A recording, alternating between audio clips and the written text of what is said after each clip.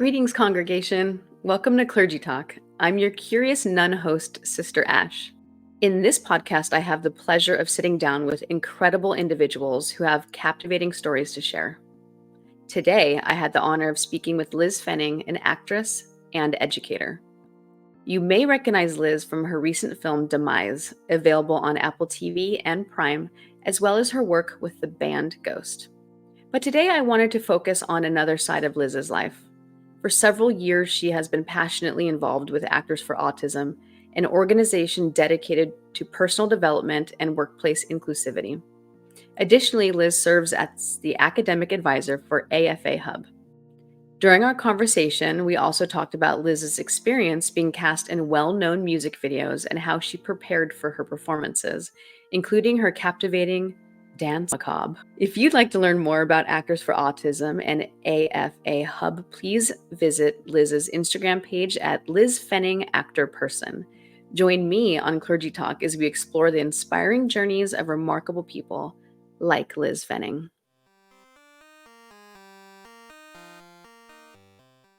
Have you done a podcast before or anything even remotely like this? Yeah, I've done a couple at this point. I mean, it's predominantly been friends. Jeff Olin, who's the producer of Demise, had myself, the director, and Carlo Mendez on the director of Demise, on recently, and that was lovely. But my friend Jillian has a podcast called Thanks for Coming In, and trying to think, another Ghost fan, Dottie, had me on, but she transcribes that. So it was podcast format turned writing. She's brilliant and lovely. You were also on the news recently. Was it CBS News? Yes.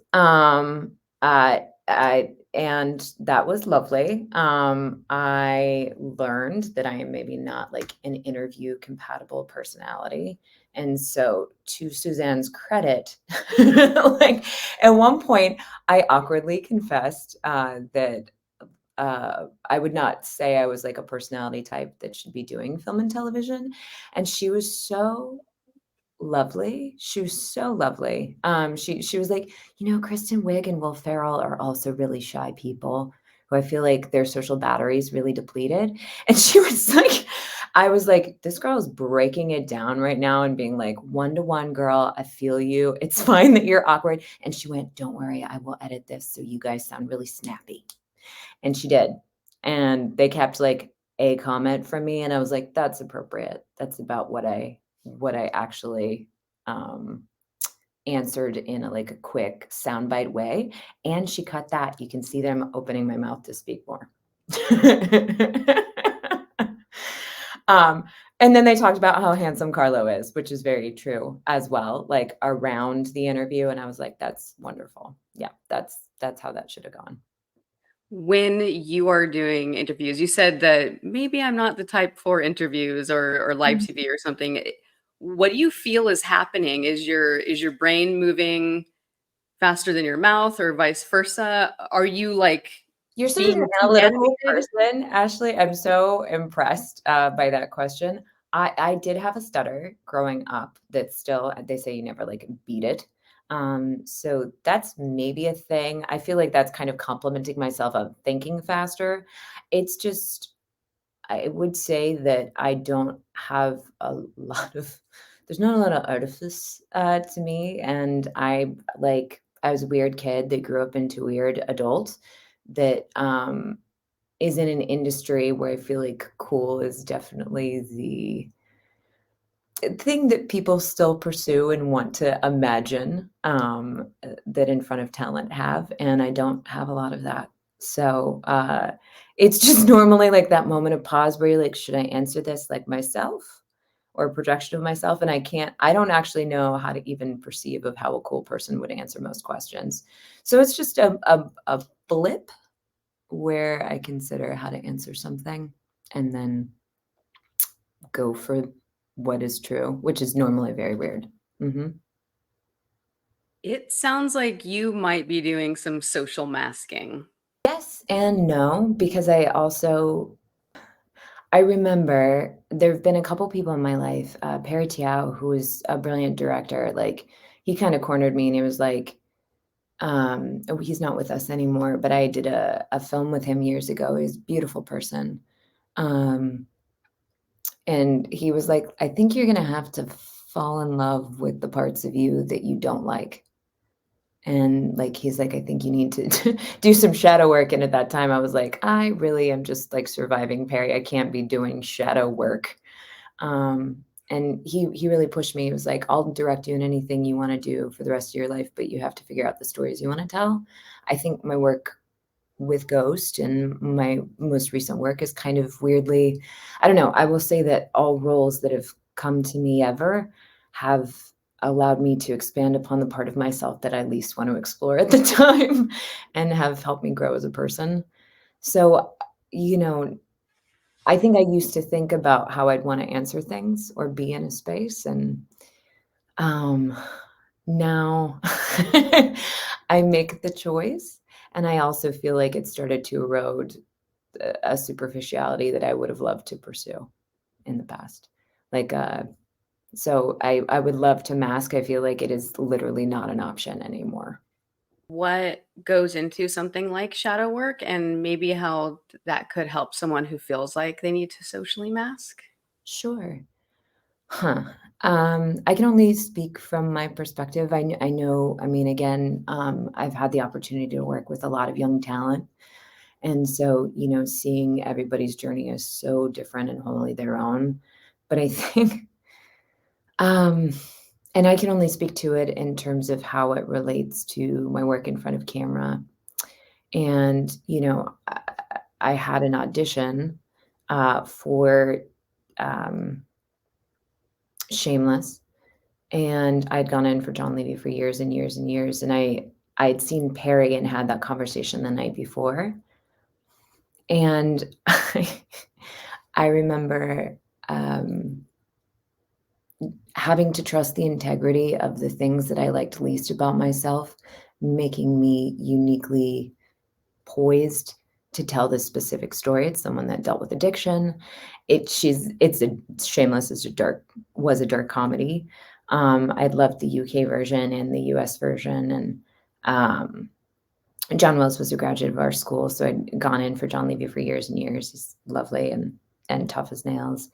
And I thought I went there, and then I thought I embarrassed myself. I ended up booking the role, and then it was totally deleted from. But I called Jacob, my husband, that night, and I was like, I went there with this audition because it's like going through withdrawals chained to a pipe. And I just thought I finished, and there was an awkward laugh in the room because it is funny as well. But I heard that because I was coming from such a personal place and was humiliated and like tried to be upbeat and then hold it together, and then called Jacob and was like, I'm quitting acting. And we got that phone call. He also, off the record, if you want to know how sweet my husband Jake is, he's not religious. His mom was one of the first female Episcopal priests, but he was like, I will go to church every Sunday, God, if you let her book this role. And then he was like, well, the fact that the role was then cut and you never got to film it, I feel like was like a caveat. So I don't need to go to church, but I appreciate it. Like, daps to you, God. But yeah, I think what's funny for anyone that's like hearing this and in any way hearing it parallel, hopefully it doesn't just sound like an actor talking out of their beehole, but it wasn't enjoyable.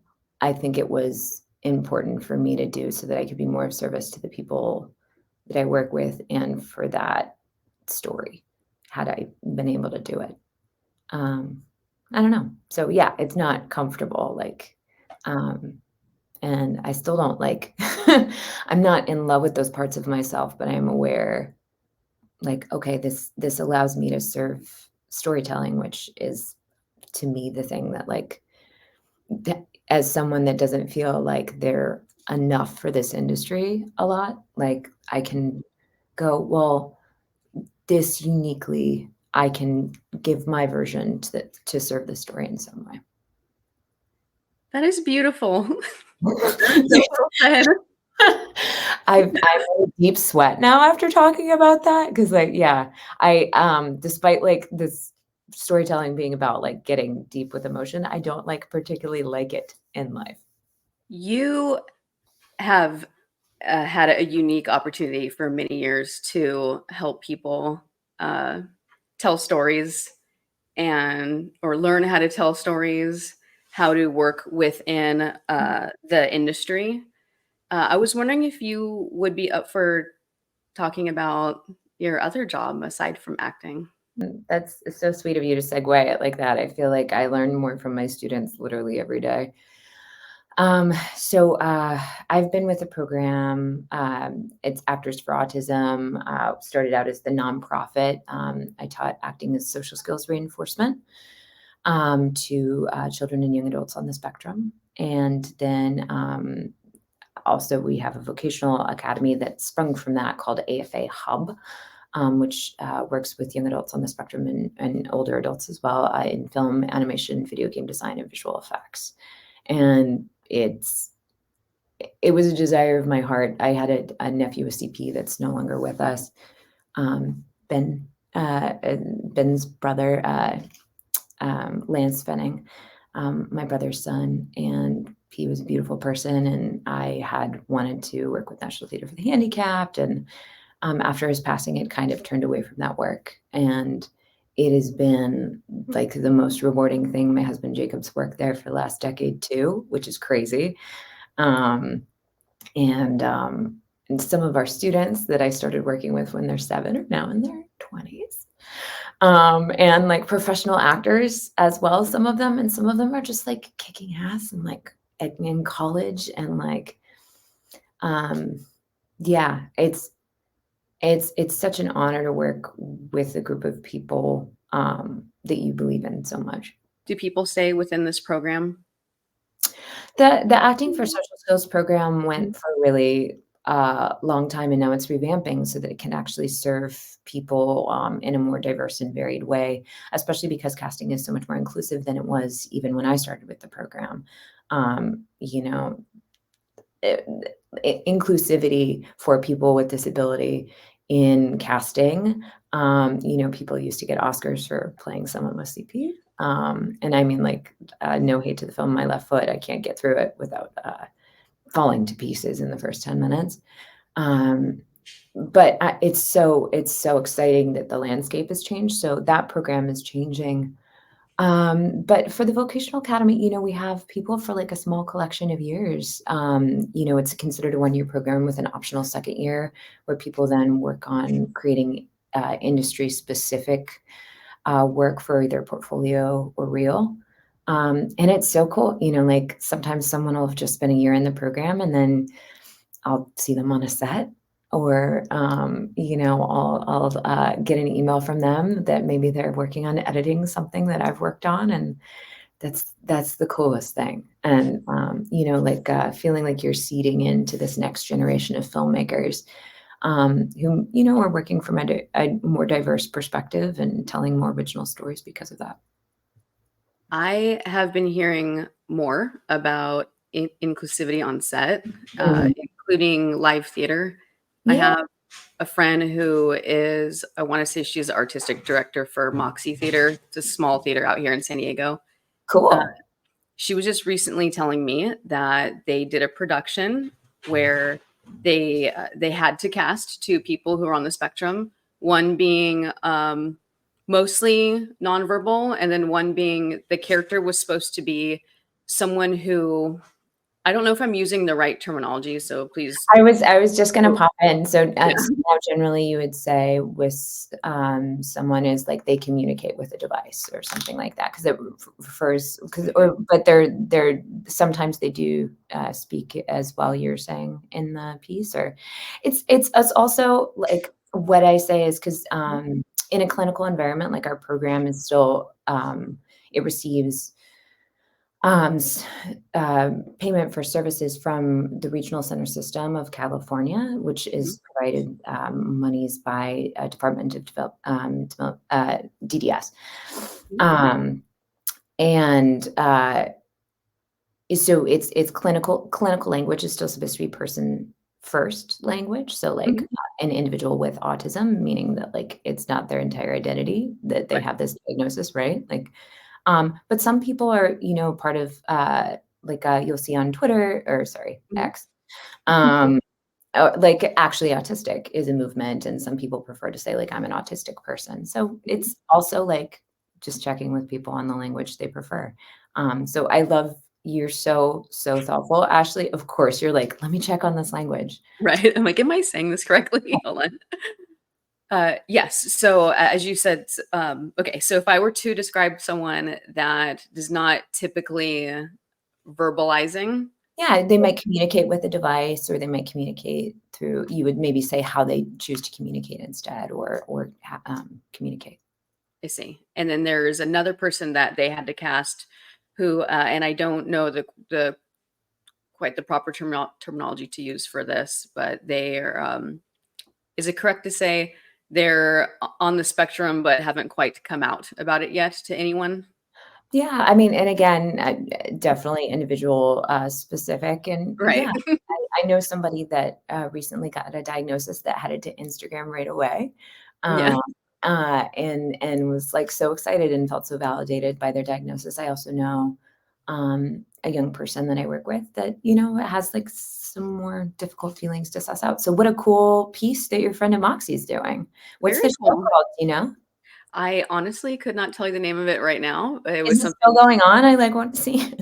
I think they wrapped not too long ago. Yeah. However, they had to cast those two people, and they did. And she said, my friend said that it was really exhilarating and um, just like gratifying Yeah. situation for everybody.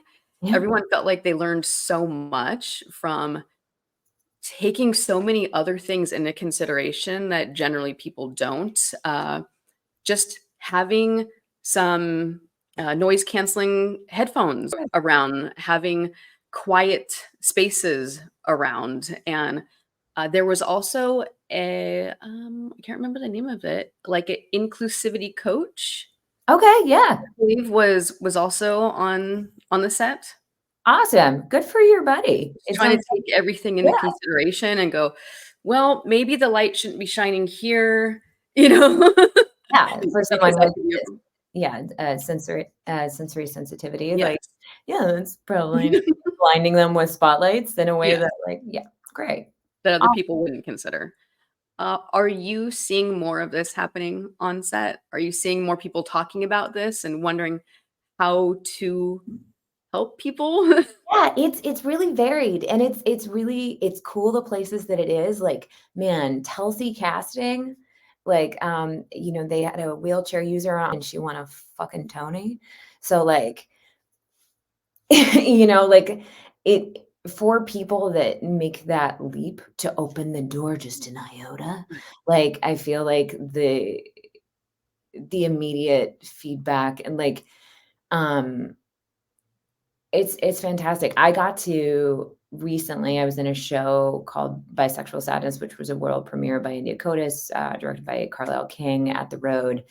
And I was across from one of my old coaching students, Naomi Rubin. She's been a professional actress for years. She literally like sang at an event in New York with Steven Schwartz accompanying her on piano. He wrote Wicked like with one of the actresses from the show. Like, you know, like she's such a baller, but like she's playing a neurotypical person. So it's also, I think, like key that as we create space for these individuals, like the next step is that we, you know, like in the way that, you know, trans visibility on screen is so huge, but like, okay, if like someone is a trans woman, now we can just let her play a woman. Like it doesn't need to be about like their othered sexuality. Or in this case, their gender identity. So I don't know. I look forward to that next step. And it was just, you know, she's playing a neurotypical person and she's a badass. I'm across from her in this new show that I'm doing, Singularities, at the same theater, directed by Laura Stribling, which is an LGBTQIA plus show as well as Bisexual Sadness. The Road's just doing some really cool different stuff right now. But yeah, Naomi's in that too. Again, playing a neurotypical person, and just like killing it.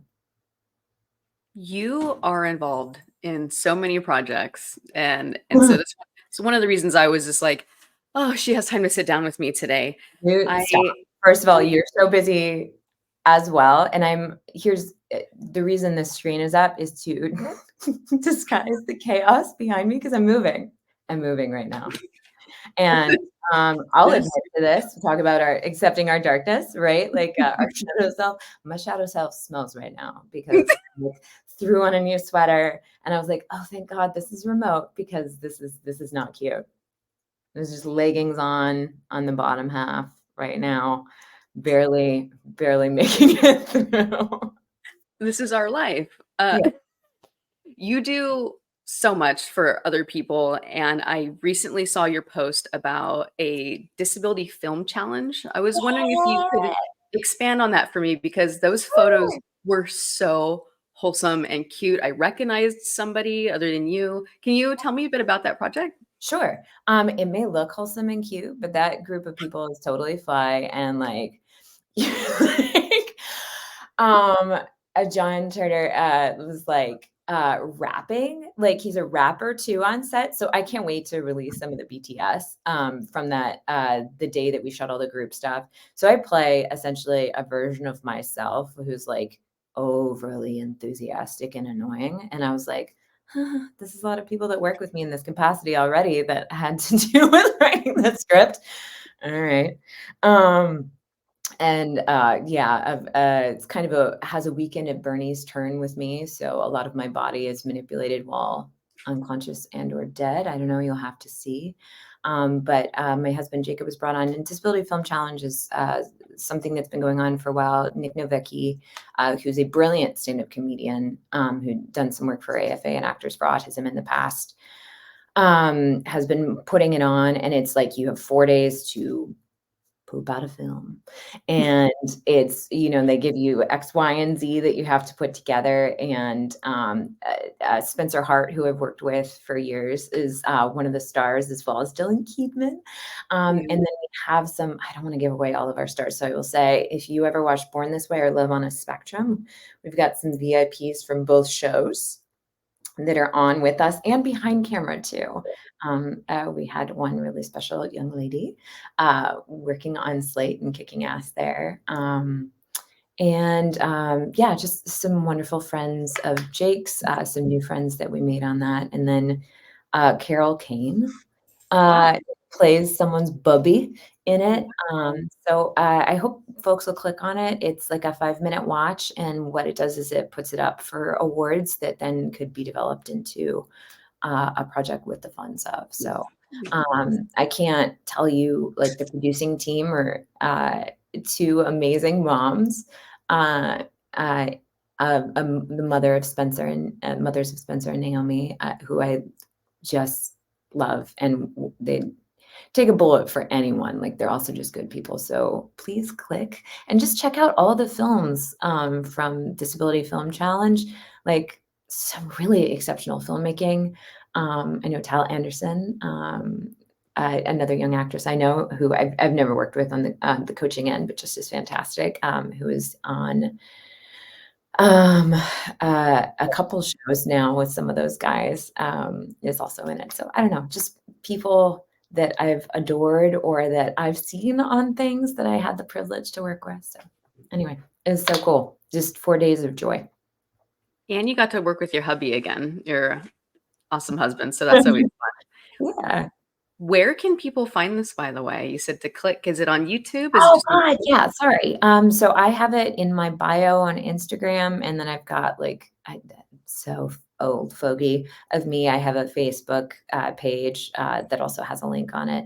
But yeah, it's there's like an audience award, and then there's award for directing, et cetera, et cetera. So and screenwriting. So please also check out everybody's stuff, which should be on the Disability Film Challenge page. That sounds so fun. And your Instagram is at Liz Fenning actor person. Yeah, that was kind of an act of rebellion against I like was told as talent that I had to have an Instagram, and I'm really bad about posting. So I was like, I'm an actor and a person. So here you go, guys. Now, you're obviously like I said earlier, you're very busy. You are, I'm assuming, constantly doing casting calls, sending out auditions. I was wondering if you could explain a little bit about how you were cast with Ghost. Sure. I had no idea what I was auditioning for, and went to a casting location, that I used to say was a curse for me. I was like, "I'm never gonna get anything at this place." Like, I would just walk in and be like, "Flush my time." And I was like, "What is this?" Because they just, everything's super under wraps. I would say, like, about 25% of the time you're auditioning for something, it's like unnamed, da da da. And then got catapulted into this wonderful, beautiful, dark world that Tobias and the whole Ghost team create. And it was like the most delicious thing to fall into. At what point did you find out who your character is, and were you given any influences, or were you told just riff, improv, figure it out? So we had a script again. I mean, all of, and I apologize. I'll be skirting some answers just because there's an NDA that I really want to honor, with the band and with the record label as well. Mhm. But I will just say that, like, no, like anything that you like that I do, it does not come from me. It comes from the brilliant creative genius that is Tobias, and he is like, he's in the driver's seat, and he is just as fucking awesome as you would think he would be, times 20. Same with his beautiful family, same with everyone from the label. Like, it's a ridiculous space to be dropped into. So you played Sister Imperator to the script on paper, just said, okay, this is how you want it. I'm going to play that. Did Yep. you draw any other parallels to Oh, in terms of, sorry, other? you asked that question, and then I was like, "Huh?" Um, I love Tobias, hearts, hearts. Yeah, Um, heart eyes. yeah, I mean, like, you can fall down a rabbit hole to prepare. There's a long line of older, because I'm considered younger, so there's, like, there's so much. There's a rabbit hole of brilliant, um stuff that is taped, and then also just, like, in terms of the Ghost community, like, this Mhm, connects to this, and, mhm. like, how much of it you want to include, and what you're thinking as a performer. Um, but yeah, I watched everything, that I could to try to prepare, and then, was across from, the actress playing older, Sister Imperator, in the same location at the time, and that was also just fantastic, and she was like, "Yeah, you look a lot like me when I was younger," and I was like, well, cool. No. That's appropriate. Good casting then, I guess, right? Yeah. So, I was speaking with Marilyn mhm, Facey the mm, other day, and she told me, as you know, she's badass. Yeah, mhm. the new version of Sister Imperator. She told me that she drew some inspiration from the main nun on an older movie called The Trouble with Angels.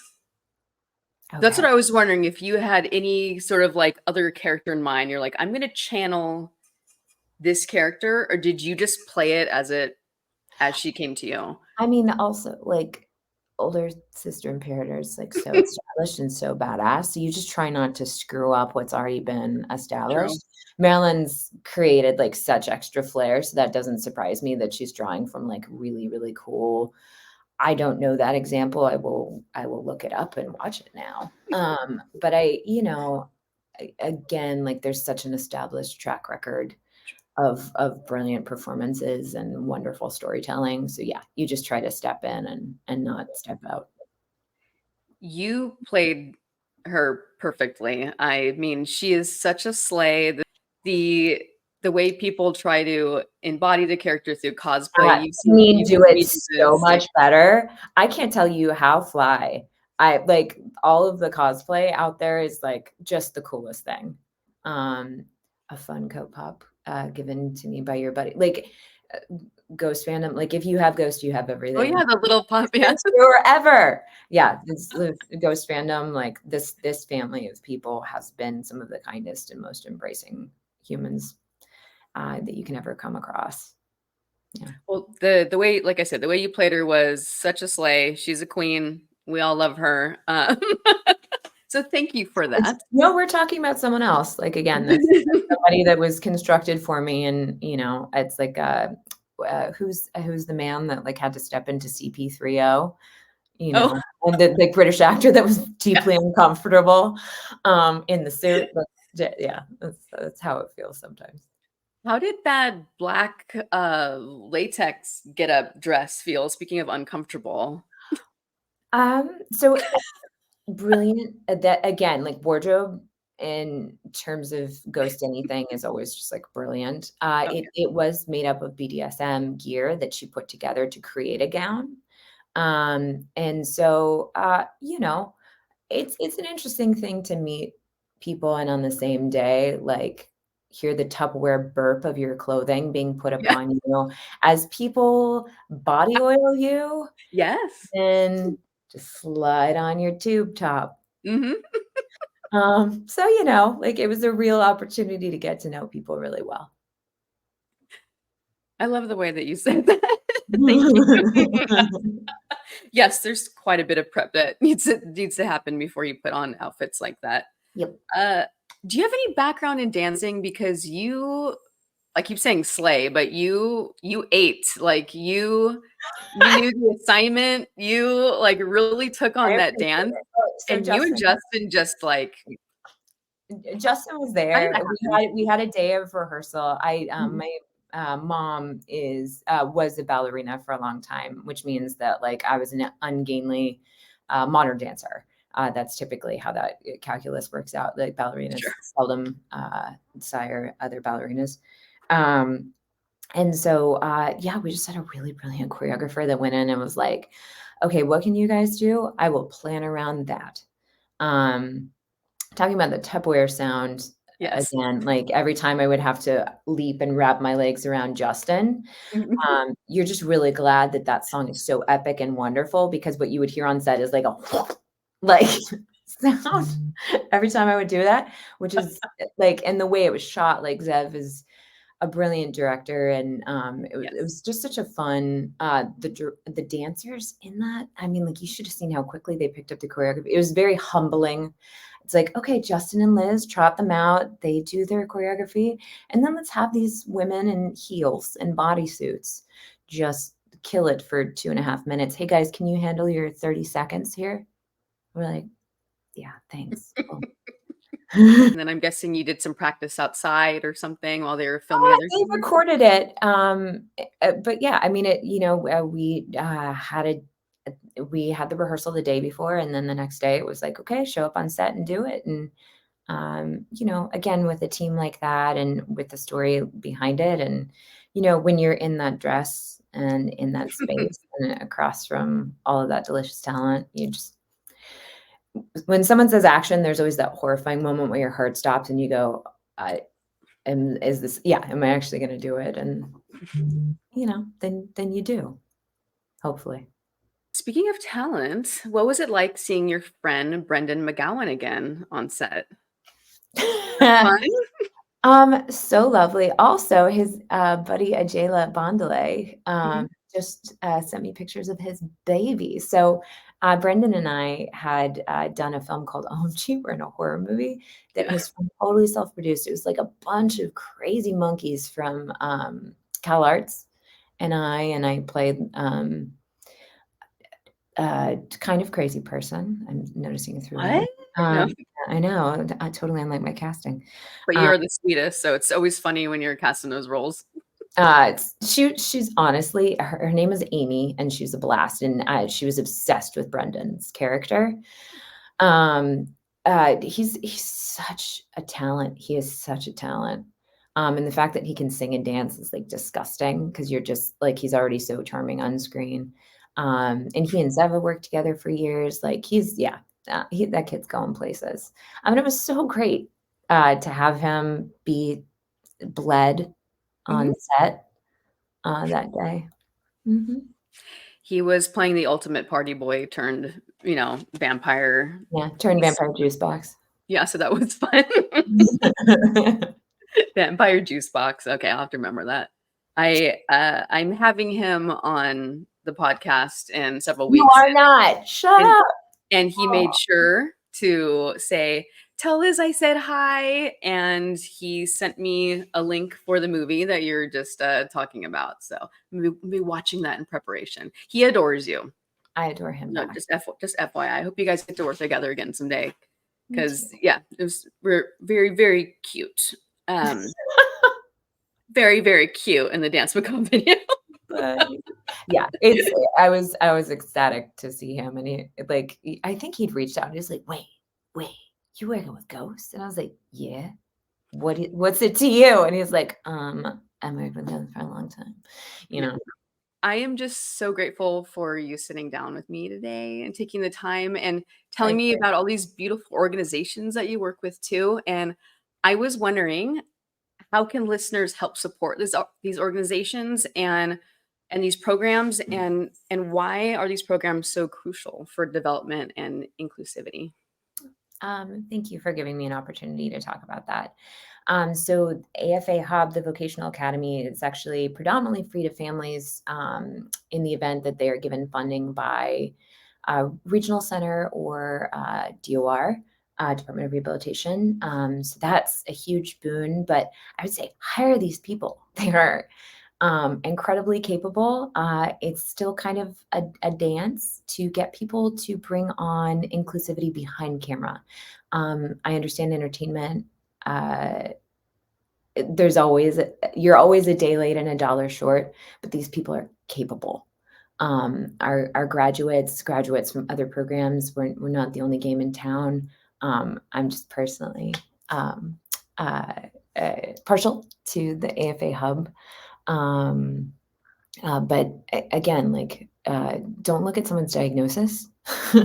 Look at their real, and they're going to show you what they're capable of. In terms of Disability Film Challenge, check those out. You're going to discover new talent. You're going to discover new voices and new stories. Our film is not wholesome. It's inappropriate and delicious and wonderful. And I play a total goon, but again, the folks around me just take it to the next level. And Corazon de Vida, I think we didn't get to it. It's an organization that has serves children, orphan children in Baja. And they also are Casa de Paz, which is the orphanage that I've had a relationship with for the last decade. Within the organization has a whole building that houses individuals with disabilities. I don't need to tell you that the orphanage system in Mexico is still developing, and Corazon de Vida just fills a lot of those holes. And particularly for people with disability, for whom there usually wouldn't be the structure that's provided by Corazon and by Casa de Paz. They always need donations. They also have bus trips a couple times a year. I'll be there. Anytime that I can be, and I hope that I see you on the bus. You are just absolutely an inspirational person. I know people hate hearing that sort of thing, but it's also not true. This is just my favorite people that I get to hang out with every day. Just in case I needed a reality check as to how lucky I am in my life, I feel like I just spent the last hour talking to you about that. It's just in the middle of this move where I'm like, oh, I'm overwhelmed by the first world problem and the fact that I smell. I get to work with my favorite people on the planet. And they get to work with you. So that is just beautiful that we all can come together in harmony like that and help each other. despite whatever's going on in our lives.